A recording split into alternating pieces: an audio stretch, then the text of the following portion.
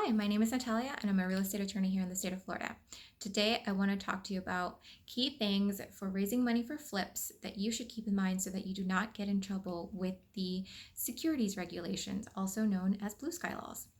So, when you go out there seeking to raise funds for your projects and you're starting out, you might be thinking, oh, I'll ask my neighbor, my cousin, my sister, my uncle, my father-in-law for money to help me in this flip. And I'm going to tell them, yeah, you can, I'll guarantee that you get some money in return. You're going to make money off this. You're going to profit off of this. Well, as soon as you start thinking that, you are going to probably come across some issues that might create a security or investment contract, which means if you do things the wrong way, you might end up having to return all the money plus attorney's fees plus costs to that person that gave you the money.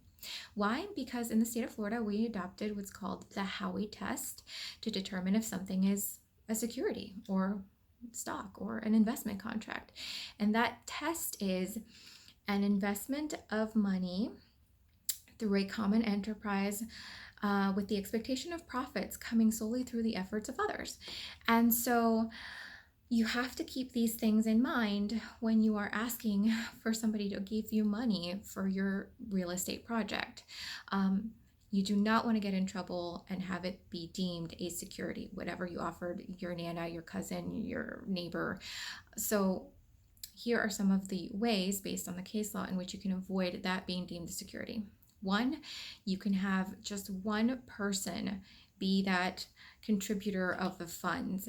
A lot of the cases in the state of Florida say that if there's just one investor with the deep pockets and then you're doing the rest of the work, that is not deemed sufficient to be a common enterprise and therefore is not deemed to be a security that is subject to regulation and registration under the Florida statutes.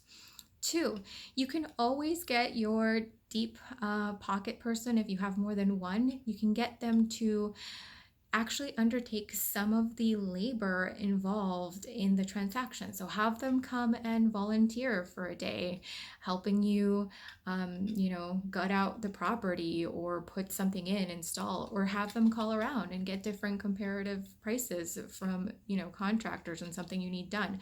Because when you're actively getting them involved, you are no longer providing them that profit solely through the labor and managerial expertise, etc., of other people.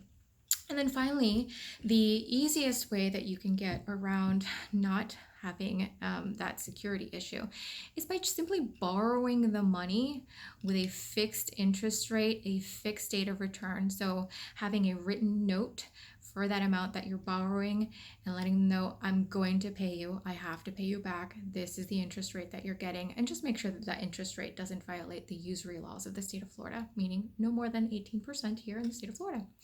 So hopefully with those key aspects in mind, you'll make really good decisions and know the questions to ask and the type of involvement that you'll want third parties making when you get those deep money funds elsewhere.